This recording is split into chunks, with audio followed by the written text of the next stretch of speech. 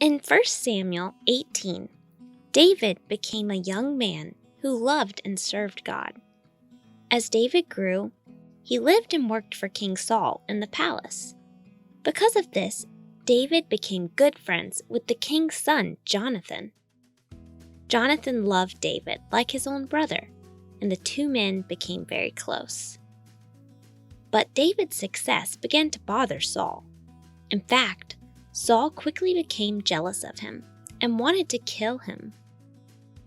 David began to realize that King Saul wanted to kill him, so he shared this with Jonathan. Jonathan assured David that his father would have told him if he was planning to kill him.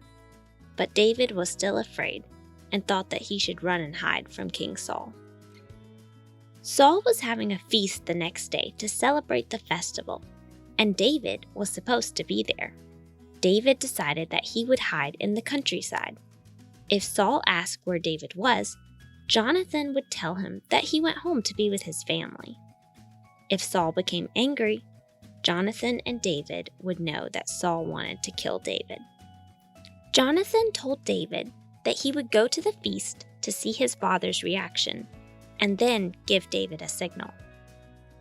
Jonathan would come out to the countryside and shoot 3 arrows. If Jonathan told his assistant that the arrows were on the side, that meant that Saul had reacted well and David would be safe. But if Jonathan said that the arrows were beyond him, that meant that David needed to leave because Saul wanted to end his life. At the feast, King Saul took his seat with Jonathan next to him, but David's seat was empty. Saul asked his son where David was, and Jonathan responded that he had gone home. Saul became very angry and even accused Jonathan of helping David. Saul knew that David was going to be the next king, and Saul wanted to kill him. Jonathan realized it was not safe for David to stay, so he went to the countryside and signaled that the arrows were beyond his servant. When David heard Jonathan say this, he knew for certain that Saul had planned to kill him.